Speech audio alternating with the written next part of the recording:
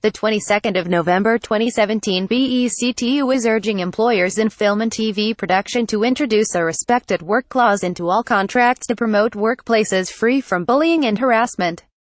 The proposal is set out in a letter to several industry bodies, including PACT, BFI, BAFTA, British Screen Advisory Council, Women in Film TV, Raising Films and the Cinema Television Benevolent Fund, which highlights the disadvantages which freelancers face should they experience bullying and harassment, including UAL harassment. The ruthlessness of abusers who exploit those who rely on them for work has been brought to the forefront of national and global debate by a series of revelations, which started in October, with accusations against Hollywood producer Harvey Weinstein.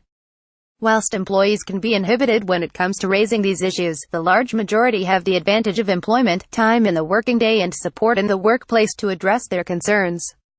That said, more needs to be done to support sufferers, the majority of them women, to address abuse in the workplace. BECTU will be working with the employers we deal with to ensure that policies governing bullying and harassment for staff are both accessible and fit for purpose. Freelancers, however, have no security of employment and time-limited engagements. Long days and work on location must present serious barriers for workers who in other circumstances would raise complaints about mistreatment in the workplace. Jerry Morrissey, head of BECTU, has written to sections of the film and TV industry to request an urgent review and the adoption, for starters, of a respected work clause in all contracts to signal zero tolerance of bullying and harassment. The union also asks film and TV employers to consider a welfare review after each production to help to bring any issues to the attention of production management. BECTU has invited industry representatives to take part in a pan-industry discussion without delay. The text of BECTU's letter is set out below. Production constraints cannot be an excuse for not addressing the welfare of the workforce. Dear sexual harassment in film and TV, I'm sure we've all been following the Weinstein scandal and its aftermath with concern for what this says about our own UK film and TV sectors. Is our industry doing enough to provide a workplace which offers dignity for all, free from bullying and harassment? What can we do to encourage those who suffer mistreatment to come forward, and how can we support them?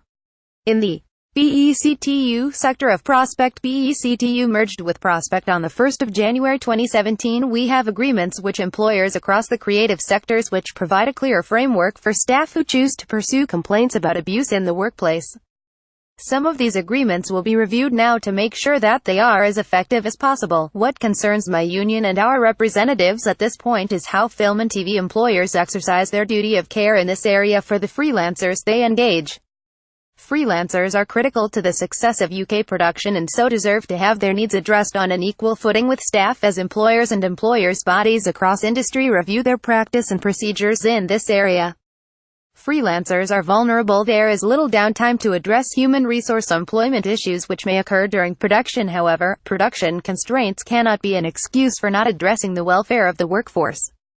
If we fail to address this weakness in the current production system, there is the risk that abusers will thrive and that those who suffer will experience long-term harm and a denial of the justice they deserve. Time must be found either during the production schedule or afterwards to address worker complaints.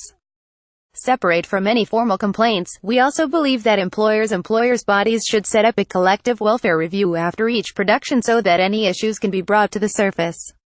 The review could ask these basic questions: how has this production run from a workforce point of view? Have there been any interpersonal issues requiring formal action? This welfare review could be part of the change and wouldn't affect an individual's legal rights. To address the concerns, BECTU would like to propose a pan-industry approach in order to secure more support for freelancers working in film and TV production. We believe this approach is necessary also to promote the kind of workplace culture which establishes zero tolerance of bullying and harassment in the working environment.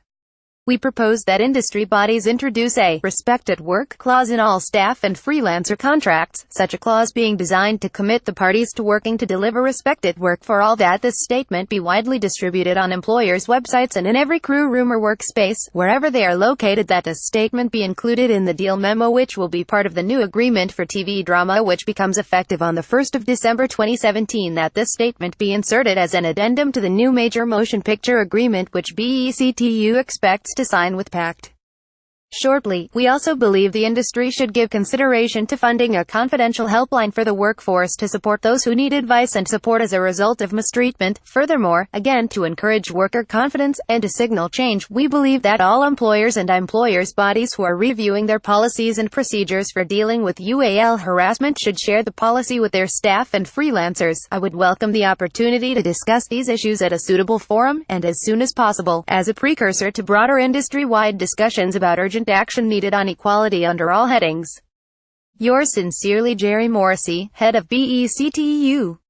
And blog It's Not Okay and You Don't Have to Put Up With It by Sarah Ward, National Secretary. Query about this article? Contact us.